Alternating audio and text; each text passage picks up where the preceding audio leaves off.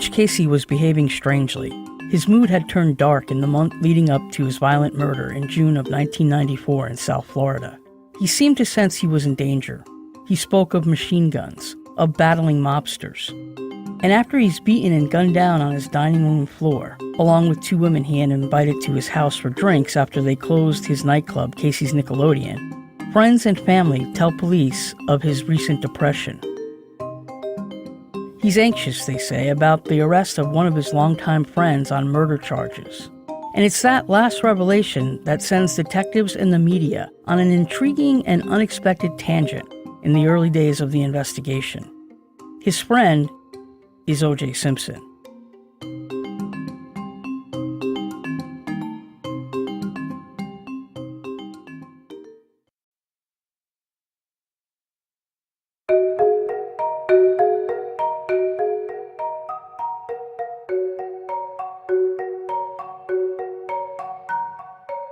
From the Sun Sentinel and SouthFlorida.com, in association with Wondery, this is Felonious, Florida, the podcast that leads you into the dark side of the Sunshine State.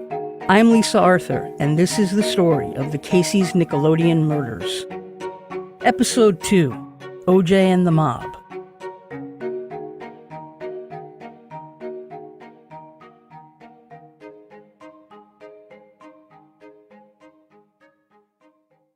In the 1970s, long before the Casey's Nickelodeon bar in South Florida opened, Butch Casey's parents, Pappy and Dottie Sukarski, ran a bar with the same name in Buffalo, New York, where Butch had grown up.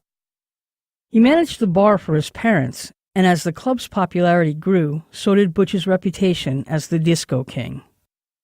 Casey's became a hangout spot for members of the Buffalo Bills football team. During the 1973 season, the Bills had finally started to see the payoff for their 1969 draft pick, OJ Simpson. The running back had a breakout year, setting records and earning the league's title of Most Valuable Player. Casey's Nickelodeon became a regular hangout for OJ, and he developed a friendship with Butch Casey. In 1980, Butch's family sold Casey's and moved to South Florida. But Butch and OJ remained friends.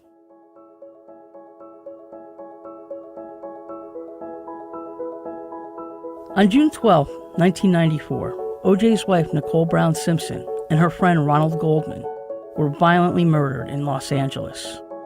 OJ Simpson was a prime suspect. During the 2 weeks between those murders and his own death, Butch was agitated by the situation and concerned for his friend OJ. But even before that, for almost a full month, Butch had been unusually dark and melancholy at times, according to friends and relatives police interviewed. In the month before he died, Butch had started saying things to people close to him like, "If anything happens to me, you're taken care of in my estate. If anything happens to me, Ray's gonna run the bar." The jovial and brash Butch Casey seemed suddenly reflective. He asked one longtime friend, "I'm not a bad person, am I?"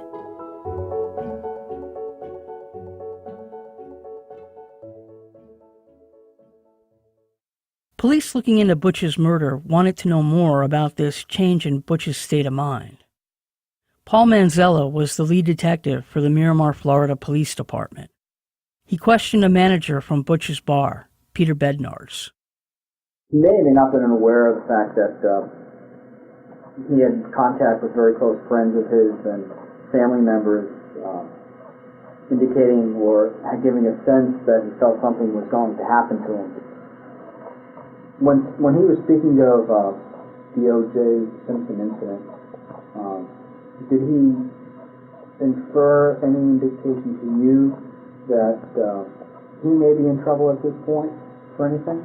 It would be conjecture on my part, but he did seem aggravated about the OJ incident.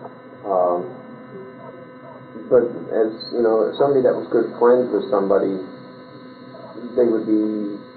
I would have assumed that he would be concerned about his old friend, because Butch was very loyal and would do anything for people that he had been friends with, that had been loyal to him.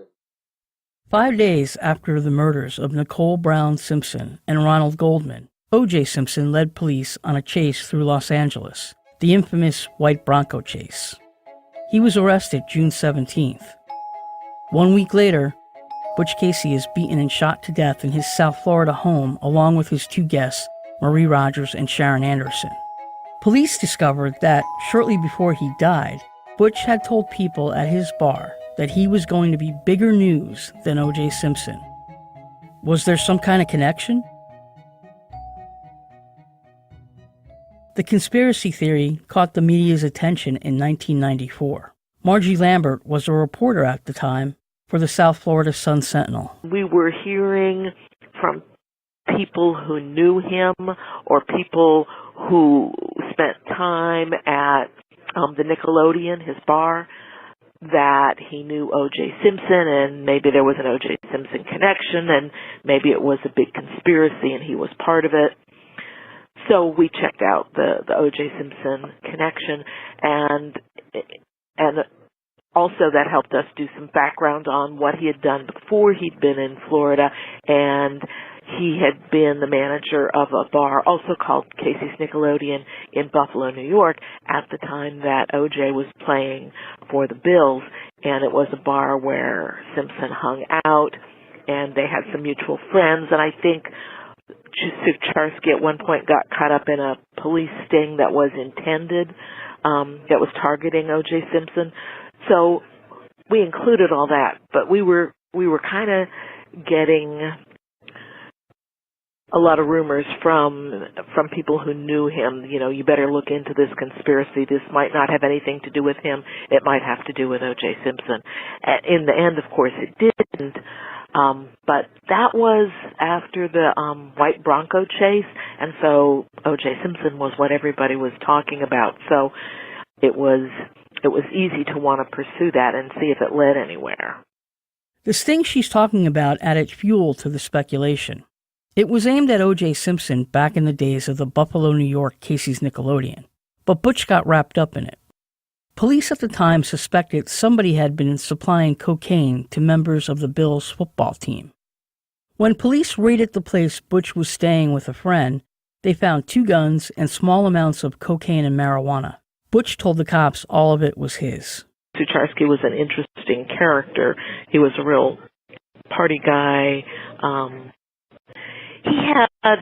He had some minor arrests for drugs and other violations, both here and in Buffalo. And I remember that the guy who bought the bar from him in Buffalo, he talked about him as being a kind of impresario. He was the one who knew everything and kind of got everything going at the bar, and he was just the party king. Flamboyant, had an eye for the ladies, just kind of lived on the edge. Despite the public intrigue, police investigating the Casey's murder quickly ruled out a connection to O.J. Simpson or to Butch's life in Buffalo. But there may be more hope for a break closer to home, a lead they were keeping from the public. At least one witness saw 2 men leave Butch Casey's home on the morning he was murdered, and they drove off in his luxury Mercedes.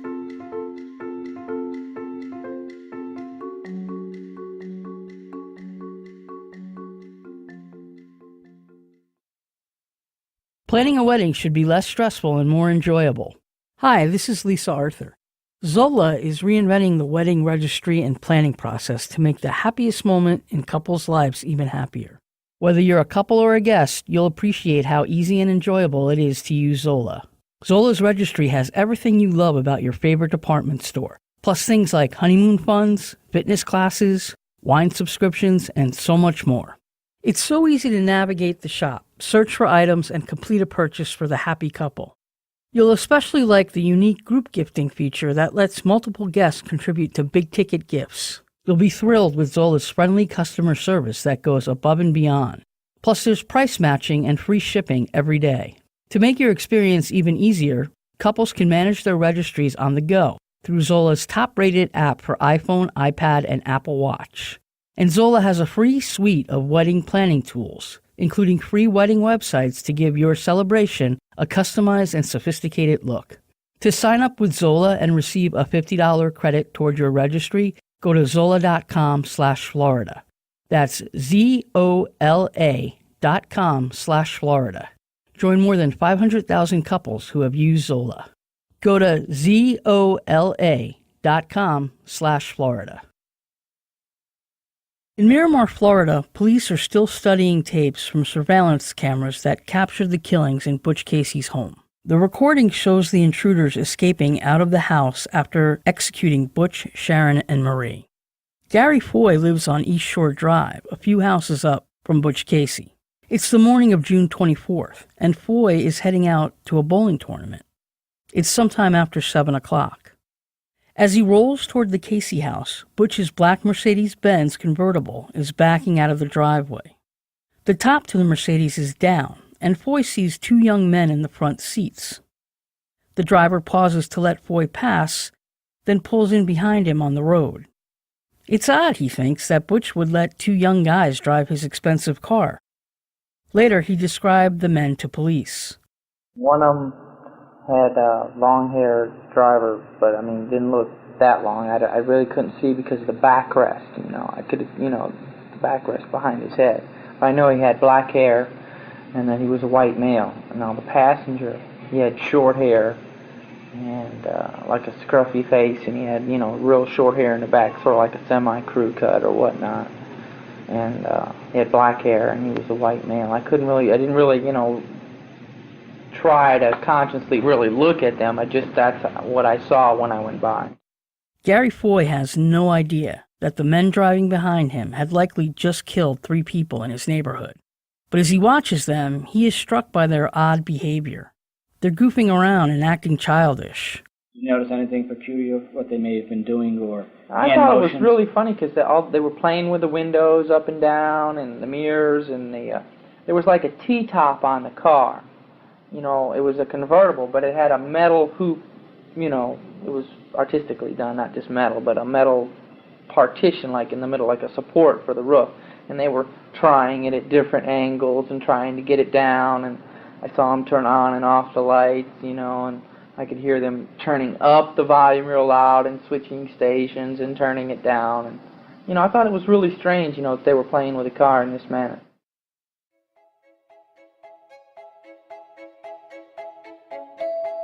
Police had their first witness.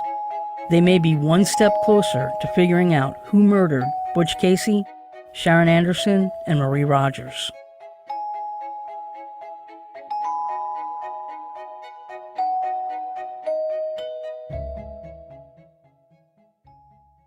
In Birmingham, Alabama, Deb Bowie is awaiting word on her missing sister, Sharon Anderson, who hadn't been seen since Saturday night. It's Monday morning. Deb is 9 months pregnant, and she can't stop thinking about how excited Sharon is to be an aunt. Deb's husband takes a call from her mother, Barbara. Sharon has been shot in Florida, he learns, and he has to break the news to Deb. It was just a bunch of yes-no answers. Yes, no, okay. I don't even know why the first thing out of my mouth was, is she dead? But it just came out of my mouth, is she dead? And I said it, not really expecting an answer, and he said, she is. And I just lost it. I just went into the emergency room and collapsed, and my daughter was born 3 days later. That day was nothing like it was supposed to be. I can't really ever fully articulate what that's like to have a brand new baby in the middle of that. Deb is also robbed of the chance to say goodbye to Sharon at her funeral. They kept me at the hospital. I was released on Saturday, which was the day of my sister's funeral. So I didn't go. At that time, we knew nothing. I didn't know who the girl was that she was with. I did not know whose house she was at. And I just could not wrap my mind around who would kill her. Deb Bowie and Sharon Anderson were extremely tight sisters, more like twins. They were born just 11 months apart. My parents divorced when we were really young, like 2 and 3 years old. And my mom eventually, she remarried a guy in Miami who was actually pretty abusive. And so my sister and I were close anyway, but I definitely think being in that environment where you're raised kind of in this abusive household, it causes whatever for us, we were probably much closer than a lot of other siblings just because it was sort of, me and her against the wall forever. The sisters had very few other relatives in their lives to lean on, certainly not the family of their mother. Barbara Jones was a white Jewish woman who had been disowned by her family when she married Deb and Sharon's father, a black man who wasn't Jewish. When Deb left for college in 1988, it was the first time the sisters' paths diverged. Sharon started to chase her dream, and Deb got a kick out of watching from afar. So we were pretty close in age, and, we had always gone to the same schools. We pretty much had the same clique of friends until about high school. She graduated in 87, and so she moved out, and I graduated in 88. And that was the first time when I think we kind of hit that fork in the road. I graduated and I left because I didn't want to be in South Florida anymore, and moved. I went to New Orleans. She remained. And that was the first time, really, in our lives that we were completely separated, like physically separated. She sort of went through this soul-searching period. That's the only way I can think to describe it. She was no longer in the house with my mom and her husband, and she had moved into her own place. She kind of got into, being healthy, working out a lot, really kind of being thoughtful about what she wanted to do with her life. So this would have been in the 90s, early 90s. And I remember Miami was going through a big change then. South Beach was just forming. So she would call me and tell me about all these great things going on in South Beach, and a lot of the older hotels, because we used to stay in all of those hotels when we were growing up, because my stepfather used to just beat the crap out of my mom, and we stayed in every single hotel, it seems, on South Beach. Well, that was like in the 80s when it wasn't really such a hot place. So she would call and say, it's really changing and there's a lot going on. And she had gotten into these model calls because back then they were doing a lot of music videos on South Beach, and they had some of these open model calls. So she would, have these like 2 o'clock in the morning, sometimes 3 o'clock in the morning. We had very different lives, but it was fun to talk to her because I'm in school and she's doing the music video scene. And so we would get on, the phone and just talk for hours. It was just this sort of weird period between, there was like the first time where she had a group of friends who I did not know, and I had friends that she didn't know. And it was, I remember it was neat when she would come visit. Like she had landed a part in a music video, several, but the one that was probably the most memorable was when Heavy D picked her out to be in a video that he filmed in Miami Beach called Girls, They Love Me. And back in the 90s, way before social media, everybody watched MTV or BET, and the guys would just stay in the lobby and just watch music videos. So when she came to visit me, they knew who she was. Yeah, I remember thinking how weird that was, that these guys all came and rushed her for an autograph. It was like, I was laughing, like, they're asking you for your autograph? Who do they think you are? But they recognized her from the music video. It was pretty funny. She got a kick out of that. So she was kind of coming into her own world. She had lost a ton of weight. She was tall, but she was always a very hippie person. And so, like I go away for, a semester and I come back and she's, very thin. I remember thinking, oh my God, what happened? But she was really conscious of, she was really sort of taking it seriously. She was taking acting classes, and really decided that she was just going to be all in. She wanted to, do as much as she could in the entertainment industry, and had talked about moving to Atlanta. I mean, it was a really exciting period. When Deb found out she was pregnant, Sharon was the first person she told. They shared the pregnancy in countless phone calls. And then, a month before Sharon died, Deb took an unplanned trip to visit her. And she was just stunned on the phone, like, oh my God, you're going to be a mom. Anyway, she was really excited. So was I. I'd come home to visit her in my 8th month of pregnancy against my doctor's wishes. And I really don't know why. I remember feeling, I don't know, just nervous. Just something, I don't know another way to explain it, something in my spirit didn't seem right. I was really, the closer I got to that delivery day, the more jittery I became. I chalked it up to I was a first-time mom, but something just did not feel right. And I came to visit her in May, and that was the last time that I saw her. The first days of the investigation of the Casey's Nickelodeon murders stretched into weeks. The FBI had been working on the surveillance video, trying to enhance the quality of the grainy black and white picture. Before leaving Butch's home, one of the intruders removed a shirt that had been draped over his head, exposing his face to the hidden security camera in the living room. A still photograph was made of the image, along with an image of his accomplice, who wore a ball cap and sunglasses. The pictures were sent back to Miramar investigators, and flyers were made. The faces on it were enhanced, but still low quality.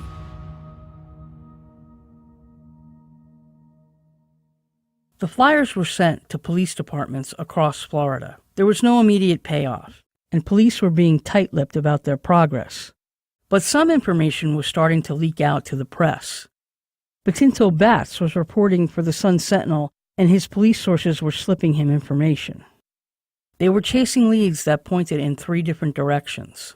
Then of course, there were rumors about, this being a mob hit gone bad, because these 2 young women were there, that these were just robberies, that this was just a robbery that had ended up turning violent, that they were really looking to score, and it turned out to be something a little bit more than what they had bargained for. The information about a possible connection between Butch Casey and the mob was coming from police informants. But that's not all. They also came from Butch himself.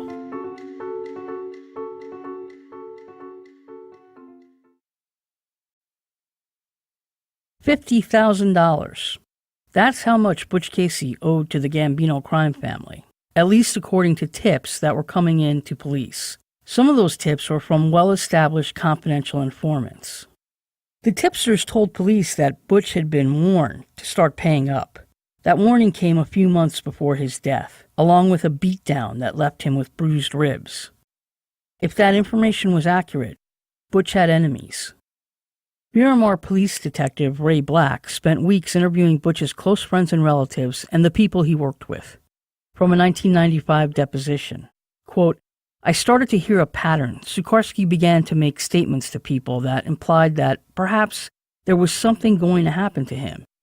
He also made statements to employees in the bar that he was going to be bigger news than OJ." End quote. Black kept questioning those who knew Butch best. Was he sick? Did he have any terminal disease? Had he mentioned receiving threats? Did he have a gambling problem, a drug problem, money problems? Did he ever mention owing money to a loan shark?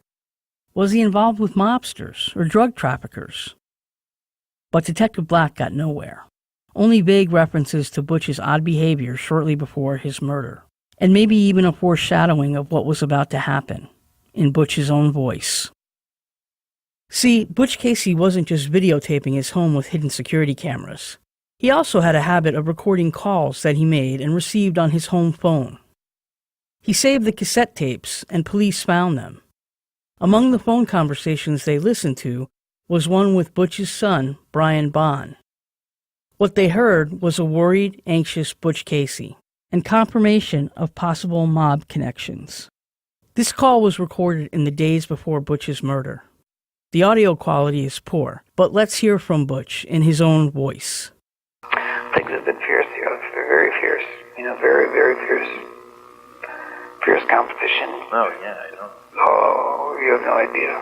So I don't know what's going to happen down here. There's serious shit. Battling with mobsters and all kinds of shit. Fuck. You? Yeah. Oh. But I got the guy, though. I got the guy. Yeah? Yeah, I handled that one. Some serious stuff. Always something. There's never anything dull with me, Brian. You know that? There's never anything dull. Oh, I know that. That I know. There's never a dull moment. Man, oh man. He tells his son Brian that he'd been depressed over the arrest of his buddy, OJ Simpson. I'm depressed. I'm very depressed. What? I'm depressed. My friend OJ Simpson got bummed, got all kinds of screwed up, I was good friends with that guy. You were? Yeah. I didn't know that. Yeah, they wanted me to go on TV and everything. I declined, Wow. Yeah, he's a good guy. Depressing, huh? Thanks for the call. Thanks for the call for Father's Day. I appreciate it. Hope you had a good day. I was kind of bummed, And OJ was a pretty good fellow, Yeah. Kind of a real good friend of mine. He lent me a bunch of money when I needed it too, you know. Wow. Okay. Yeah, he's a nice guy.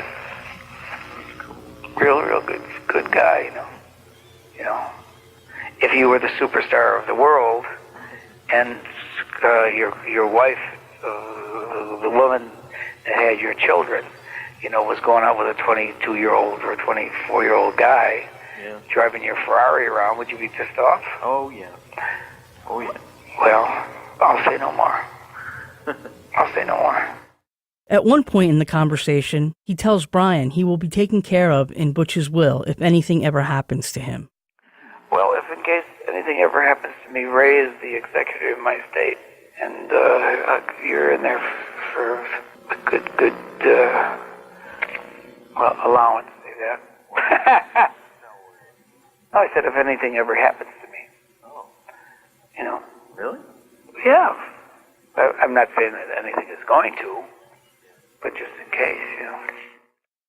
23 years later, Brian Bond remembers thinking that something sounded off with his father during that phone call. He sounded tense, I'll put it that way. He sounded a little uptight. He was, he asked me if I could come down or if I would think about coming down to help out and, I guess work with him in the restaurant. He said a few things. He just said, yeah, things are getting fierce down here. Things are getting a little, he used the word fierce. I don't remember what else he used, but it was almost like a foreshadowing of something bad coming down the pike. I felt a need that he was reaching out, or at least giving me kind of a subversive message that something wasn't good or something wasn't right. So he must have known. He must have known something was not right with the world at that point. Brian Bond had only known his dad, Butch Casey, for about 10 years. He was the product of a high school romance that the 18-year-old Butch had with Brian's mother. The teenagers were never together, and Butch was not part of Brian's childhood. Yeah, I actually had my first phone conversations with him probably in the mid-'80s. I lived with my mother at the time, and, you know, we talked a bit about it, just mentioning that I wanted to meet him at some point. You know, I was busy with my life. I was in college. It wasn't a good timing. She said, well, why don't you talk to him on the phone? So I ended up having quite a few phone conversations, and that went well. He seemed receptive to me and my existence as his son. You know, we talked a little bit about how things turned out, and in any case, so we had talked on the phone, and we tried to make some future plans to meet up at some point when it made sense. And so it really didn't happen until 1987, so I was finished with college. He really had, from what I could tell, no reservations in getting to know me, what I was doing, what I was up to, what I wanted to do in the future. You know, as a son, that actually made me feel pretty good. I should say, I don't want to use the term long lost, but, you know, a son that hadn't been there with him. Finally, Brian Bond had met his father. The two talked often on the phone. Brian grew to like Butch Casey. He was a good guy, Brian thought, fun-loving, with a great sense of humor. And Butch seemed to like having his son in his life.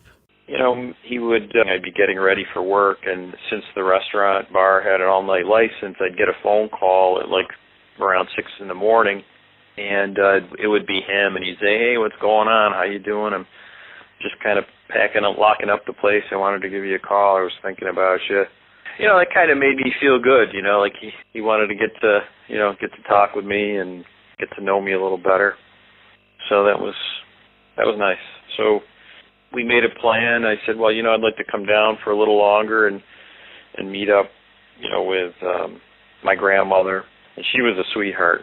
That was Dottie. She was something. She was special. It was a year or two later. It was 88 or 89. And I came down. I stayed with him for a few days. We had a good time. We had a nice time. It was, I guess you'd call it a bonding experience. He really had a different life, though, because of the restaurant and the hours that the restaurant was open, with the all-night license. So he really kind of had this sort of vampire-ish sort of existence where he would sleep well, all morning, basically, then get moving in the afternoon, and then, we'd go over to the restaurant in the afternoon and do that into the night, And I never saw a man work a room like this guy.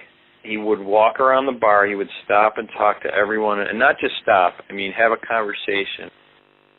Just very engaging. He'd put his arm around people, he would be smiling and talking, and, he'd always have a couple of one-liners, some jokes and what have you, and I think he just really made people feel at home in his place, in his element. I never saw a man so engaged with people before. It was something. It was a sight to see, really. Then, in 1994, just a few days after he last talked to Butch, Brian caught a Buffalo newscast. Came home one night and turned on the TV, and there was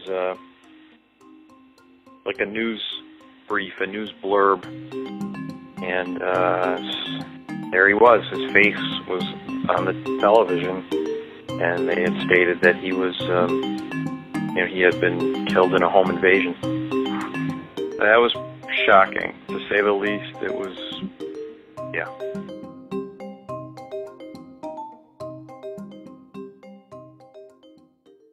The news brings Brian Bond back to the last conversation he had with Butch. In the phone call, Butch asked his son to come down to Florida to help run the bar, Casey's Nickelodeon. Pressure's on down here. I need you by my side. I do. I don't want you with machine guns in hand, but, not that intense. I don't want you with machine guns in hand, Butch said. It's not that intense. Butch couldn't have been more wrong. Just a few days after that call, Butch, Sharon, and Marie were shot in their heads by a man with a machine gun. 3 weeks after the murders, police were still examining the most important piece of evidence they had, the surveillance video. Then they catch their second big break, one that takes their attention away from the mob hit theory. Miles south of Butch Casey's home in Broward County, police in the southern part of Miami-Dade County are responding to a call from a home invasion robbery. It's a brutal attack. Officers nab 3 suspects and haul them into the station. They are Pablo Ibar, Alberto Rincon, and Alex Hernandez. All 3 live in Broward County. 1, and maybe 2 of them, resemble the guys on the flyer that Miramar police had distributed after the Casey's Nickelodeon murders. On July 15th, 3 weeks after the Miramar murders, Detective Roy Black gets a call from cops in Dade County. You should at least come take a look at these guys, they say. Black isn't optimistic, but he has to run down every lead, so he heads south. He questions one of the 3 men police have in custody. Black shows Alberto Rincon the enhanced photo of the Casey's killers, but doesn't mention the Miramar murders. He testifies later that Rincon pointed to the photo of the suspect who had exposed his face at the end of the Butch Casey security footage. Is that Pablo? Rincon asks. Detective Black said he shot back, well, who does it look like? Pablo Ibar. Not long after the exchange, Detective Black runs into Pablo Ibar in a station hallway.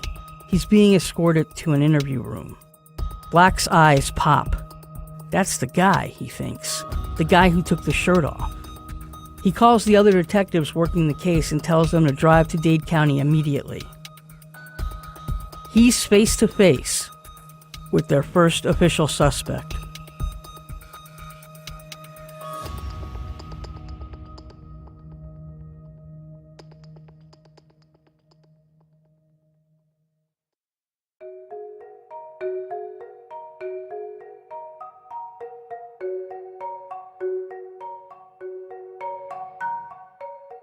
On the next episode of Felonious, Florida, the Casey's Nickelodeon murders.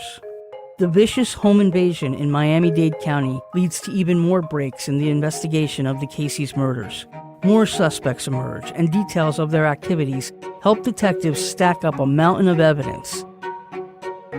But as the first murder trial gets underway, cracks are exposed that threaten to undo the whole case. Thanks for listening to this episode of Felonious, Florida. If you're enjoying the podcast, please rate us on Apple Podcasts and tell your friends about our show. It's available at feloniousflorida.com, Apple Podcasts, Wondery.com, or your favorite podcast platform. You can go online to see photographs, video, and read more about the cases we're featuring at feloniousflorida.com. And be sure to like us on Facebook. Felonious, Florida is produced by David Schutz, Lisa Arthur, and Juan Ortega. The Casey's Nickelodeon Murders is reported and written by your host, me, Lisa Arthur. Editing by David Schutz and Randy Rogoski. Sound engineering and production by Cindy Choi, Carlene Jean, and Sean Pitts. The Felonious, Florida team includes Danny Sanchez, Dana Banker, and David Selig.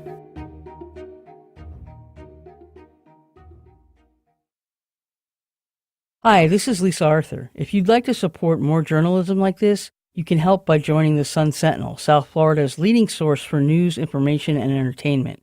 Visit sunsentinel.com/join.